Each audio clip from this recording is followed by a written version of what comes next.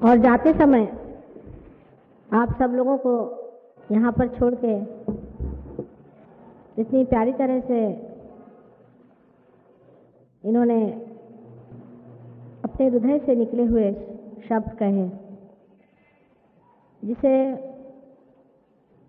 चित्त बहुत खिंच सा जाता है। आजकल के ज़माने में जब प्यार ही नहीं रह गया तो प्रेम का खिंचाव और उससे होने वाली एक आंतरिक भावना भी संसार से मिट गई। मनुष्य हर एक चीज़ का हल बुद्धि के बूते पर करना चाहता है। बुद्धि को इस्तेमाल करने से मनुष्य एकदम शुष्क हो गया, जैसे उसके अंदर का सारा रस ही खत्म हो गया। और जब भी कभी कोई भी आंतरिक बात छिड़ जाती है तो उसके हृदय में कोई कंपन नहीं होता, क्योंकि हृदय भी काष्ठवत हो गया। न जाने आजकल की हवा में ऐसा कौन सा दोष है कि मनुष्य सिर्फ बुद्धि के घोड़े पे ही चलना चाहता है और जो प्रेम का आनंद है उससे अपरिचित रहना चाहता है। लेकिन मैं तो बहुत पुरानी हूँ, बहुत ही पुरानी हूँ, और मैं मॉडर्न हो नहीं पाती। इसलिए ऐसे सुंदर शब्द सुन के मेरा हृदय बहुत ही आंदोलित हो जाता है। लेकिन आजकल की बुद्धि भी अब हार गई, अपना सर टकरा टकरा के हार गई है और जान रही है कि उसने कोई सुख नहीं पाया, कुछ आनंद नहीं पाया। उसने जो कुछ भी खोजा, जिसे भी अपनाया, वो सिर्फ उसका अहंकार था। उससे ज़्यादा कोई उसके अंदर अनुभूति नहीं आई। धीरे धीरे मनुष्य इससे परिचित हो रहा है कि वो किस कदर काष्ठवत हो गया, किस कदर उसकी भावनाएं सुप्त हो गई हैं। आजकल के कविगर पढ़िए या आजकल के अगर वाङ्मय पढ़िए साहित्य, तो उसमें आपको नज़र आएगा कि बहुत ही अश्लील तरह की उथली बातें, जिसका कि संबंध हृदय से तो क्या किसी उथली एक तरंग से भी नहीं लगता। उसी प्रकार कविताओं में भी इतनी शुष्कता और इतनी घृणित बातें लिखी जाती हैं कि स्वभावतः कोई भी मनुष्य अगर इतना कृत्रिम और बुद्धिवादी न हो जाए तो उसे तो जी मचलने लग जाए। माने हमारी संवेदनशीलता बड़ी ही घट गई है, और इस संवेदनशीलता के घटने के साथ ये पहचानना कि कौन इंसान अच्छा है और बुरा है, ये भी घट गया। ये भी संवेदनशीलता हमारे अंदर घट गई है कि अच्छाई क्या है और बुराई क्या है, अच्छाई क्यों करनी चाहिए और बुराई क्यों छोड़नी चाहिए। इसकी भी अकल हमारे अंदर से खत्म हो चुकी है। जब श्री राम इस संसार में आए थे हजारों वर्ष पहले, तब मनुष्य बहुत ज़्यादा संवेदनशील था। एक तो माँ पृथ्वी से उसका संबंध बहुत घटित रहा, इसलिए उसकी संवेदना बड़ी तीक्ष्ण थी। वो जानते थे कि श्री राम ये विष्णु के अवतरण है और सीता जी ये आदिशक्ति का अवतरण है। उनको किसी को बताने की ज़रूरत नहीं। उस वक्त अधिकतर लोग इस बात से परिचित थे कि श्री राम भगवान स्वरूप है। नहीं तो एक भीलनी उनके लिए बेर लेके क्यों आए। अब देखिए कहाँ तो श्री राम इतने बड़े राजा और एक भीलनी उनके लिए बेर लेके आई। देखिए प्रेम का खेल इतना सुंदर है। और जब वो अपने बेर तोड़ती थी, बूढ़ी सी भीलनी थी, उसके दांत भी कुछ टूटे हुए थे बेचारी। एक एक बेर को वो दांत मार के देखती थी कि कहीं खट्टा तो नहीं है, नहीं तो मेरे राम को खट्टा न लग जाए। इतने विचार से उस भीलनी ने, उसके हाथ गंदे थे कि साफ थे पता नहीं। एक भीलनी आप समझ सकते हैं कि जो बिल्कुल गिरिजनों में से, जिनको कहना चाहिए कि हमारे आजकल जिनको हम लोग दलित ही कहते हैं, ऐसे समाज में कि वो भीलनी इतने प्रेम से प्रभु राम के लिए छोटे छोटे बेर इकट्ठे कर रही थी। और जब श्री राम आए तो बगैर हिचक के उन्होंने उनसे कहा कि श्री राम, मेरे पास आपके लिए बड़े सुंदर बेर हैं, एक एक बेर मैंने अपनी दांत से चख के देखे, इससे आपको कोई तकलीफ नहीं होगी। श्री राम का हृदय पुलकित हो गया, क्योंकि वो प्रेम को जानते थे। प्रेम की संवेदना उनके अंदर जबरदस्त थी, क्योंकि वो परमात्मा थे।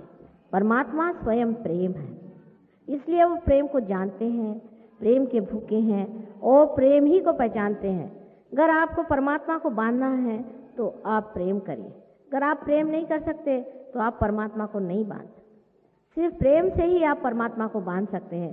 किसी भी ऐसी शक्ति को आप तभी अपने ऊपर खींच सकते हैं, उसका उपयोग कर सकते हैं, उसके शरण जा सकते हैं या उसको अपनी ओर आकर्षित कर सकते हैं, जब आपके अंदर ऐसा हृदय हो कि जो प्रेम से खुश हो जाता है।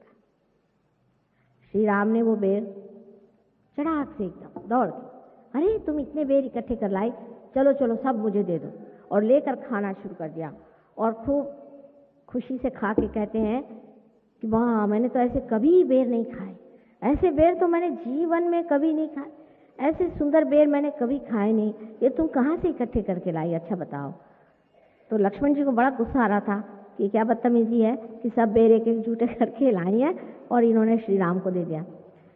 तो उन्होंने लक्ष्मण जी को कहा कि देखो, मैं तुमको इसमें से एक बेर नहीं दूंगा, ये सारे मेरे लिए लाई हैं, बाकी तुमको चाहिए तो तुम अपने तोड़ के खा लेना, पर इसमें से मैं नहीं दूंगा। तो सीता जी तो बहुत होशियार थी, उनका कि श्री राम, मुझे भी तो 2-4 बेर दे दीजिए, क्या आप ही सब खाइएगा, मैं तो आपकी अर्धांगी हूँ, मुझे भी तो 1-2 बेर दीजिए। तो उन्होंने कहा कि अच्छा, आप चाहिए तो थोड़े से मुझसे बेर ले लीजिए। अब लक्ष्मण जी को लगा कि देखो, सब तो भाभी को बेर दे दी और मुझे नहीं दे रहे हैं, तब उनको बुरा लग गया। तो भाभी से कहते हैं, क्या मुझे कुछ बेर नहीं दीजिएगा, सब आप ही लोग खा लीजिएगा। देखिए कितनी छोटी सी चीज है एक बेर, एक छोटी सी चीज है बेर, कोई बड़ी भारी चीज नहीं, लेकिन उस बेर पे कितनी ही रचना कविता कर सकते हैं आप। और उसकी आज तक याद है, हर एक हमारे जितना भी हिंदुस्तान में जितना भी लिटरेचर कोई भी भाषा में हुआ हो, हर जगह शबरी के बेर कहे जाते। कितनी सुंदरतम कल्पना है और कितनी सूक्ष्म है वो, उसको समझने के लिए हृदय चाहिए, बुद्धि से आप नहीं समझ सकते इसे। और जब भी इस बात का ख्याल बनता है और याद पड़ती है, इतना हृदय उसे पुलकित हो जाता है सोच के कि शबरी ने कितने प्यार से ये बेर अपने भोलेपन में इकट्ठे किए थे। ऐसे कहाँ शबरी जैसे लोग दुनिया में मिलेंगे। ये उसका हृदय था जिसे एक एक बेर में वो देख रहे थे और देख देख करके खुश हो रहे थे कि आहा, कितना प्रेम मनुष्य में है। जैसे समझ लीजिए कि एक प्यार का सागर परमात्मा है, और जब वो आके किनारे में टकराता है तो किनारे की टकरान से फिर उस पर लहरें उठने शुरू हो जाती हैं, और वो जब लहरें वापस समुद्र की ओर जाती हैं तो आनंद से वो बिल्कुल भर जाता है। प्रेम की गाथा जितनी कहूँ सो कम है। प्रेम की गाथा तो ऐसी है कि उसको कहते भी नहीं बनता, वो बहते ही रहता है, बहते ही रहता है, बहते ही रहता है। जितना बहता है उतना ही आनंद उसमें से झरता है। आप प्रेम का कोई मूल्य क्या ही दे सकते हैं, सो मेरी समझ नहीं आता। यही कि जब आपसे वो टकराता है तो उसके तरंग फिर वापस उठ करके और बड़ा सुंदर सा चित्र सा बन जाता है, उस सागर पे भी एक चित्र सा बन जाता है, एक आंदोलन सा, एक बड़ा सुंदर सा, एक झिलमिल झिलमिल जिसे कहना चाहिए, प्यार का दर्शन हो जाता है। इसके लिए मनुष्य में बड़ी सूक्ष्मता चाहिए इस चीज को समझने की। जो लोग बहुत ही ग्रोस हैं, जो कि बहुत ही जड़ हैं, जिनके अंदर प्रेम का अभी तक कोई आविर्भाव ही नहीं हुआ, जो एकदम पत्थर दिल है, इन लोगों के सामने प्रेम की गाथा कहना भैंस के आगे बीन बजाने के बराबर है। इस तरह की इस प्रेम की शक्ति हमारे अंदर कहाँ से उदित होती है? किस जगह ये प्रेम की शक्ति है? ये हमारे हृदय के अंदर बसे हुए आत्मा के तरंग से ही प्रेम की शक्ति आती है। और इसके प्रतीक स्वरूप हमारे अंदर जो यहाँ पर आपको दिखाएंगे, जो बीचों बीच यहाँ हमारे बीच में, हृदय में बीच में यहाँ पर जो स्टर्नम बोन है, जिसे एक हड्डी के रूप में हम देखते हैं, वहाँ पर आप जानते हैं कि एंटीबॉडीज नाम की चीज तैयार होती है। ये माँ अपने शक्ति में, क्योंकि हृदय चक्र जो है वो बराबर उसके पीछे में बराबर बीचों बीच है, और इस हृदय चक्र पे जगदम्बा का स्थान है, मैंने कल आपसे बताया था। और इस स्टर्नम बोन के अंदर में ये जो सामने में जो हड्डी है, इस हड्डी के अंदर एंटीबॉडीज नाम के सिपाही माँ तैयार कर देती है, जो 12 साल तक तैयार होते रहते हैं और फिर वो अपने सारे शरीर में फैलकर सुसज्ज रहते।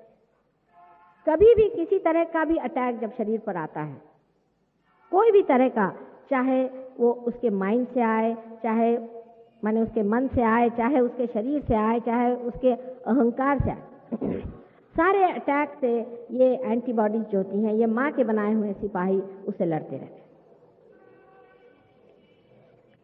अब हम लोग सोचते हैं कि हमारे अंदर जो भी कुछ इस तरह के संरक्षित रखने वाले जो कुछ भी हमारे अंदर फोर्सेस हैं या शक्तियां हैं, वो जैसे कोई हमारी अपनी ही हैं। ये पहले ही से परमात्मा ने आपके अंदर ये सब धीरे धीरे एक एक चक्र बनाए। ये सारे चक्र आपने जो उत्क्रांति में, इवोल्यूशन में जो जो कदम रखे हैं, उस कदम का माइलस्टोन है। अपने मंजिल पे पहुंचने के लिए जिस तह से आप गुजरे हैं, उन तह का ये दिग्दर्शक है। मैंने आपसे बताया कि कार्बन एटम जब आप थे तो आपका जो सबसे छोटा चक्र है श्री गणेश का, वो था। अब कार्बन कितना महत्वपूर्ण है उसके बारे में मैं आपसे बताती रहूं तो बहुत टाइम हो जाएगा, लेकिन आप पीरियोडिक टेबल अगर आप देखें तो आपको पता चलेगा कि कार्बन एटम के आए बगैर कोई भी प्राणी में जीव नहीं आ सकता। जीवन कार्बन के आने के बाद ही शुरू हुआ, इसलिए ये कार्बन जो है, ये श्री गणेश जो अपने अंदर मूलाधार चक्र पे बैठे हुए हैं, उस श्री गणेश का द्योतक है।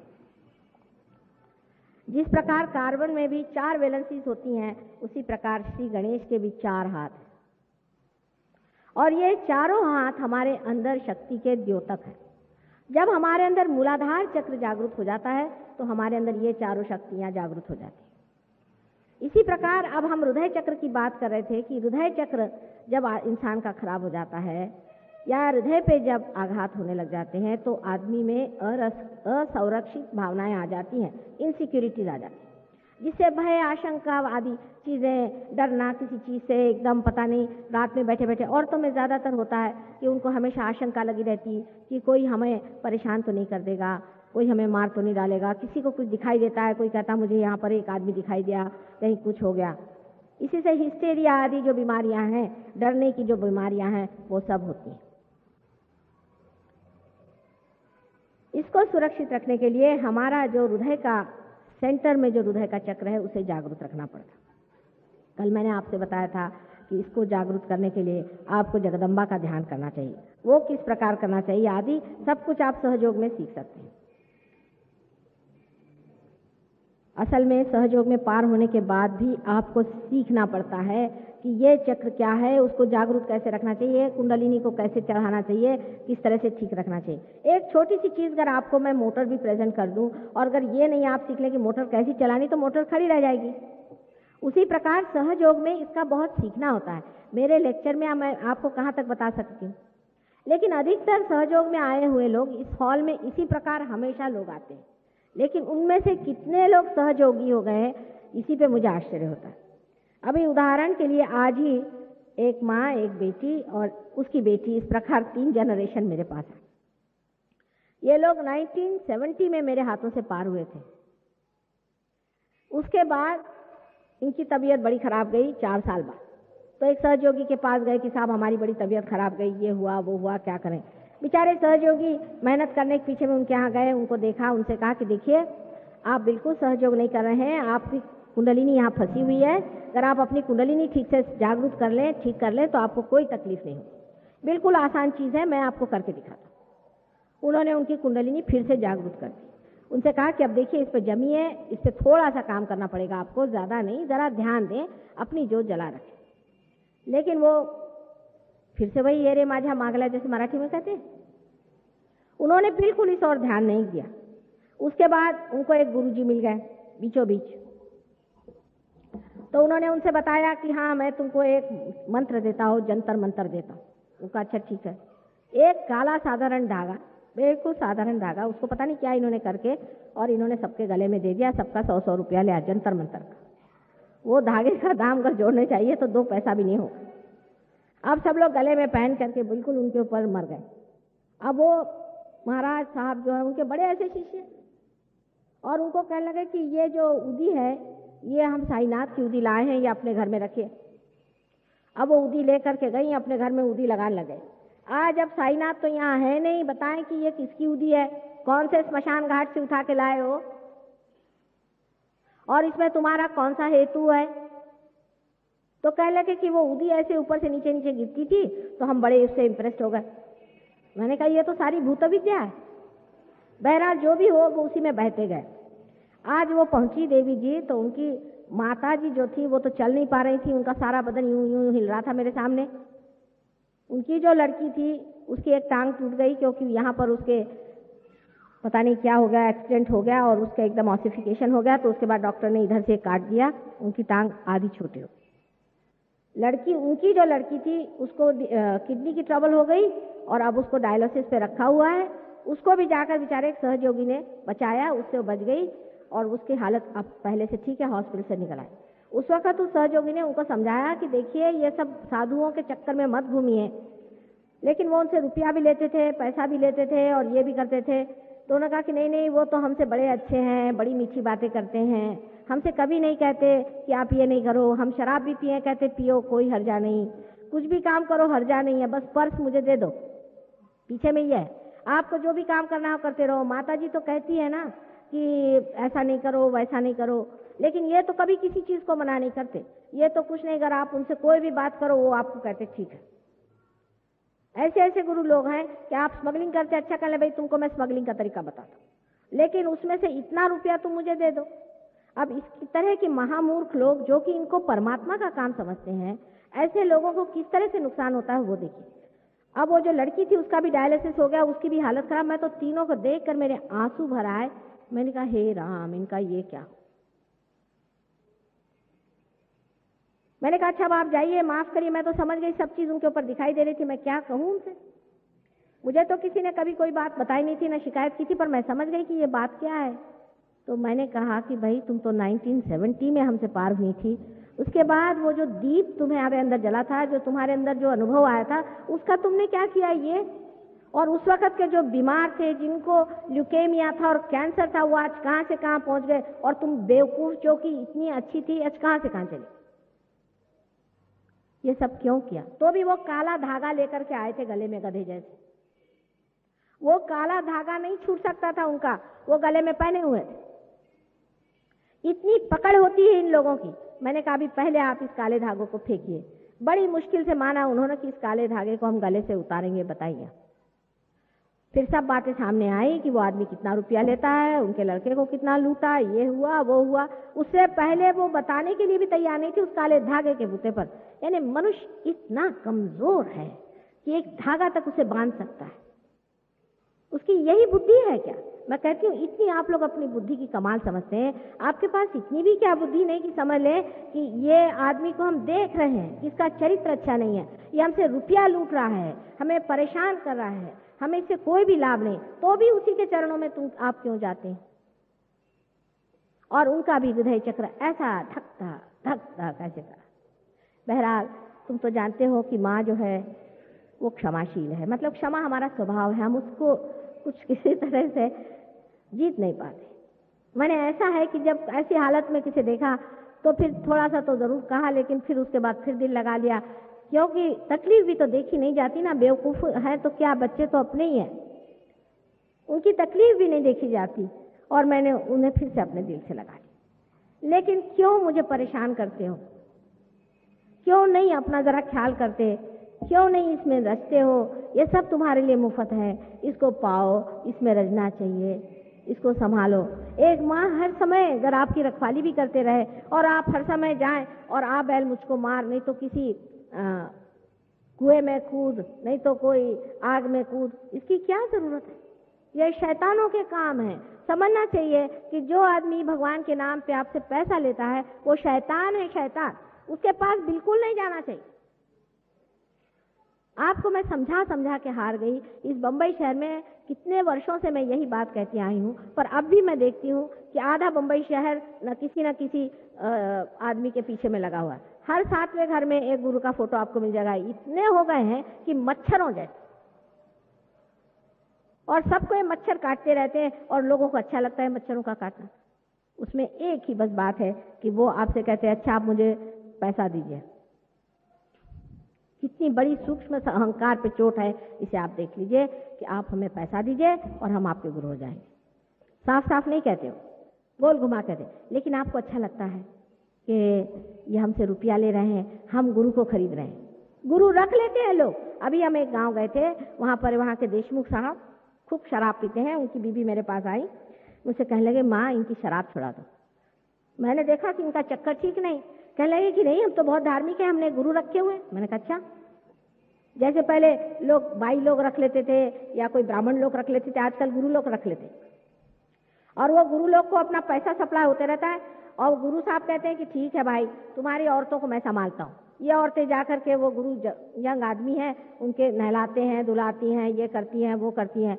और अगर वो कुछ कहें कि भाई तुम लोग शराब क्यों पीते हो, अपने आदमी से ऐसे कहें, तो गुरु साहब कहते हैं देखिए इनसे कुछ मत कहिए, मैं इनको ठीक कर लूंगा। अंत में मैं इनका भी कल्याण करूंगा। औरतों का तो कल्याण कर ही रहे हैं, अब उनका भी कल्याण करूँ, आप अभी कुछ मत कहिए। इसलिए उनको सहयोग पसंद नहीं आ सकता। ऐसे लोगों को सहयोग नहीं पसंद आ सकता है क्योंकि वो चाहते हैं कि परमात्मा के नाम पर अपनी गंदगियां छिपा लें। कितनी गंदी चीज है, इससे परमात्मा का क्या नुकसान होने वाला है? अगर आपके अंदर गंदगी रहेगी तो इससे क्या परमात्मा को बीमारी होने वाली है कि आपको बीमारी होने वाली है? थोड़ा विचार करना चाहिए। परमात्मा तो निर्मल ही है, उसके अंदर तो कोई दोष है ही नहीं, उसको कुछ नहीं चाहिए। वो तो आपको समझा रहा है घर और कह रहा है कि भाई अपने अंदर की गंदगी को निकाल दो, उससे आपको तकलीफ हो। तो इस बात पर सब लोग नाराज हो जाते हैं। तो समझदारी की बात यह है कि जब आप पार हो जाते हैं, जब आत्म साक्षात्कार आ जाता है, आप खुद ही देखने लग जाते हैं अंदर में कि मैंने ये चक्र पकड़ा है, ये चक्र पकड़ा है, मेरा ये चक्र पकड़ा है, माँ मेरे चक्र साफ करो। आपको उसी की तकलीफ होने लग जाती है। वो कहते चलो इसको सफाई करवा दो। जिस प्रकार एक जानवर को आप गंदगी से ले जाइए, उसको पता नहीं चलता है, उसी प्रकार मनुष्य को कितने भी अनीति में से गुजार दीजिए, उसको पता नहीं चलता है कि अनीति है, ये पाप है, उसको समझ में नहीं आता है। पाप के प्रति उसकी संवेदना बिल्कुल जीरो हो गई है। लेकिन जब वो पार हो जाता है, वो देखने लगता है कि इतनी गंदगी है, उसकी बदबू से आने लग जाती है। वो समझने लगता है कि ये मेरे अंदर छिपी हुई है, सारी चीजें निकल जाए जितने जल्दी अच्छा है, क्योंकि वही अपना डॉक्टर हो जाता है और देखने लगता है यही आत्म साक्षात्कार है। अपने सारे चक्रों को जाना, अपने अंदर की खराबी जाना और दूसरों के अंदर की जान करके भी उसमें सामूहिक चेतना में उसको महसूस करना, यही आत्म साक्षात्कार है। यह कोई लेक्चरिंग की बात बिल्कुल भी नहीं। कल भी मैंने आपसे कहा यह घटित होना चाहिए अंदर, लेकिन इसमें अगर आप रुझे नहीं, इसमें आप बैठे नहीं, इसमें आपने मेहनत नहीं की, और जो आपकी पिछली आदतें थी जैसे कि बहुत अहंकारीपना करना और बेवकूफियां करना, तो फिर ये चीज चलने नहीं वाली। अपने प्रति प्रतिष्ठित होकर, अपने को समझ के कि हम एक दीप हैं संसार के, हमें जलाया गया, हमारे अंदर रोशनी आ गई है, इस रोशनी को बचाना चाहिए। जब तक आप ऐसा नहीं सोचेंगे, सहज योग में आप उतर नहीं सकते। आज सारे संसार को आप देखिए तो एक कगार पे खड़ा हुआ है, इससे उसको उस ऊंची दशा में उतरना ही है। ये उसके उत्क्रांति का चरम पद है, ये उसको लेना ही है। अगर उसने नहीं लिया तो उसका इलाज भी आने वाला है। जो लोग इस लास्ट जजमेंट को, ये आखिरी निर्णय, आखिर परमात्मा लास्ट जजमेंट आखिरी निर्णय कैसा करते? कुंडलिनी को चढ़ा के ही आपका आखिरी निर्णय होने वाला है कि जो कुंडलिनी के सहारे पार हो जाए वो एक तरफ, और जो नहीं है वो दूसरे तरफ हो जाए। इसलिए इसको आमास करने की जरूरत थी, सामूहिक करने की जरूरत थी। सामूहिक ये कार्य होना चाहिए, ये सामूहिक कार्य होना चाहिए। और अब भी अगर लोगों ने अपना इस पे निर्णय नहीं कर लिया, ये लास्ट जजमेंट नहीं कर लिया, तो मैं आपसे साफ बताना चाहती हूँ कि जिस प्रकार गेहूं और धुन अलग किए जाते हैं, उसका छिलका अलग उतार दिया जाता है, उसी प्रकार अगर आपने अपने को साफ नहीं कर दिया तो जो आखिरी कल की होगा वो आप जो भी इस तरह के होंगे उनको अलग हटा दें, उनका सर्वनाश है। क्योंकि इसको यही कहना चाहिए कि लास्ट सॉर्टिंग आउट। इसमें कोई भी तरह की मैं अत्युक्ति नहीं कर रही हूं। मैं आपसे बहुत विनती करके कहती हूं कि इस बात से आपको घबराना नहीं चाहिए और न ही नाराज होना चाहिए, क्योंकि ये बात हो के रहेगी। अगर आप इस बात से सतर्क नहीं रहे तो कल वो दिन नहीं आना चाहिए कि आप कहेंगे कि माँ आपने बताया नहीं लास्ट जजमेंट। इसलिए मैं आपसे साफ साफ बताना चाहती हूँ कि यही लास्ट जजमेंट शुरू हो गया है, इसमें आप अपने को जज कर लीजिए।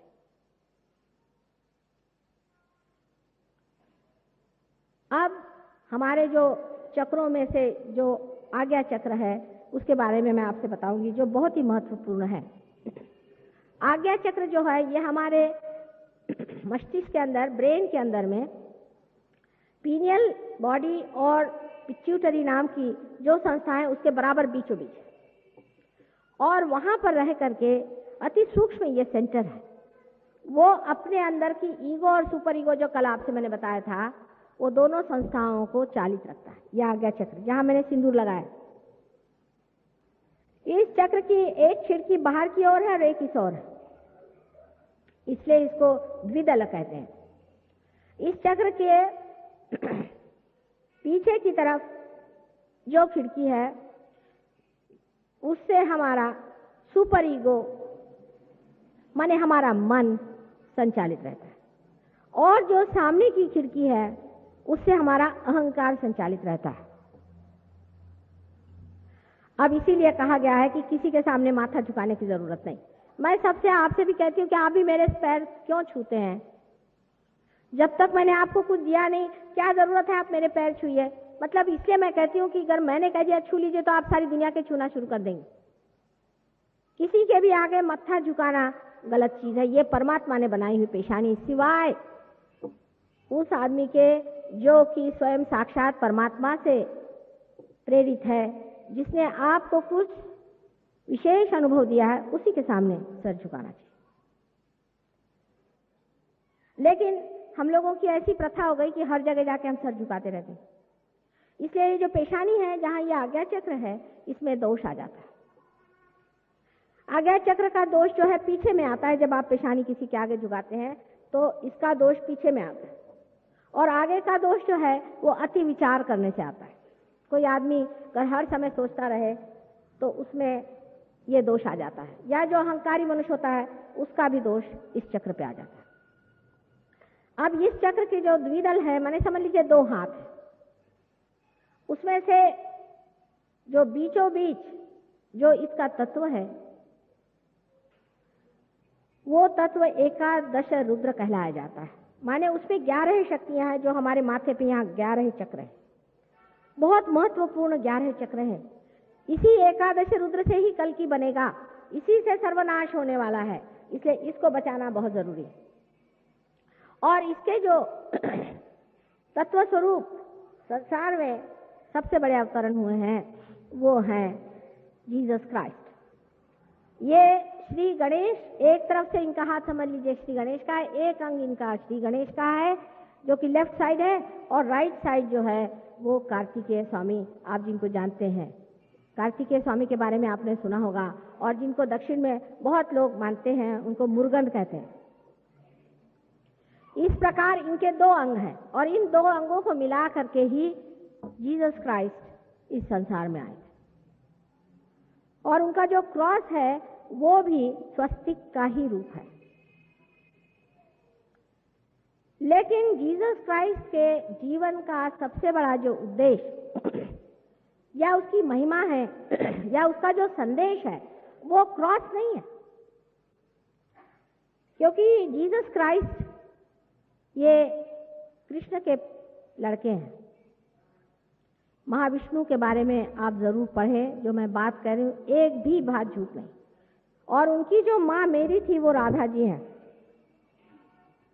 रा माने शक्ति, धा माने जिसने धारणा करी हुई, महालक्ष्मी स्वरूपा है। उनकी जो माँ थी वो महालक्ष्मी थी, लेकिन जीसस क्राइस्ट के ज़माने में उन्होंने इस मामले में कुछ ज़्यादा बातचीत इसलिए नहीं करी कि जब दुष्ट रावण, राक्षस आदि लोग ये जानेंगे कि उनकी माँ ही महालक्ष्मी है तो वो माँ के पीछे पड़ जाएंगे और तब वो अपना गुस्सा नहीं रोक पाएंगे और उनकी पूरी एकादश रुद्र की जो शक्तियां हैं वो क्रोधित होकर के सारे संसार को भस्म कर डालेंगी। इसलिए इस बात को बिल्कुल गुपित रखा रहा।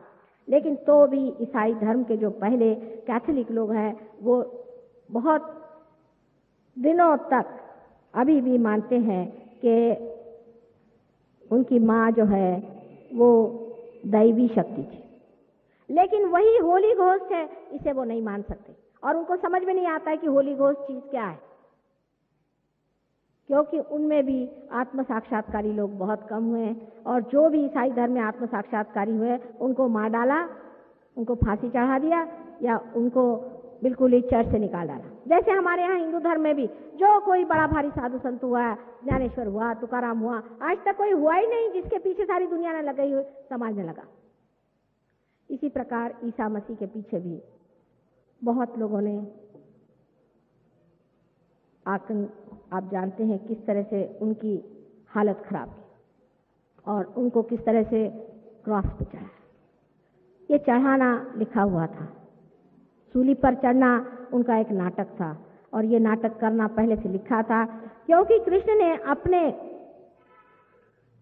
गीता में कहा है कि ये जो प्रणव शक्ति है, जो ओंकार शक्ति है, ये शक्ति नैनम छिदन्ति शस्त्राणि नैनम दहति पावका, इसको कोई खत्म नहीं कर सकता, इसको कोई मार नहीं सकता। उनकी इस बात को सच करने के लिए ही ईसा मसीह को आज्ञा चक्र पे सूली होना पड़ा। हरेक इनकारनेशन ने, हरेक अवतार ने संसार में आकर के एक नया कदम लिया। अब आज्ञा चक्र का जो पकड़ है वो बहुत ही छोटी सी, उसमें जगह ही छोटी सी और उसमें से अति पवित्र चीज ही गुजर सकती है। बाकी जितने भी अवतार हुए हैं, माने गणेश छोड़ करके बाकी जितने भी अवतरण हैं संसार में आए हैं, श्री विष्णु के अवतरण, वो सारे ही स्वदेह हैं, उनके अंदर पृथ्वी का अंग है।